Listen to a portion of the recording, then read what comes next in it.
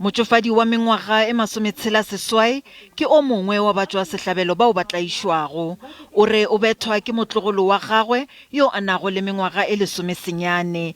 O re ge a kgopela se sengwe ba sa kgone go mo fa sona, o foša dilo ka ntlong, o robile mejako le mafestere. Ditsebi di re ditiro tša mohuta wo ga di a tlwaelega. Dilo tse dintsi tse di diragalang mo malapeng ke gore bagolo ba shapiwa, bagolo ba tseelwa dipenšene, ga ba itse le gore ke tsa date ya penšene ke leng since di changilwe due to lockdown. So or ba itse hela gore ke penšene but ha ba kry tšhelete ya bona. Ba bangwe ba lotlelelwa mo matlong for matsatsi ba sa kry dijo, ba sa fiwe le metsi le go tlhapisiwa.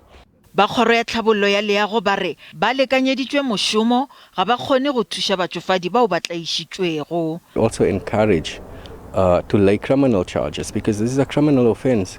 The problem that we have is that unfortunately the department cannot make the charge on behalf of the person being abused. The person or the abused person will make the charge and then later on withdraw these charges because it's the family, it's the child. Mmušo o re palo ya tlaišo ya batšofadi e godimo, seo se hlobaetšago ke gore batho ga ba bege ditiragalo tšeo. Badudi ba kgothaletšwa gore ba bege melato yeo ya go šiša maphodiseng goba mafelong a mangwe a thušo.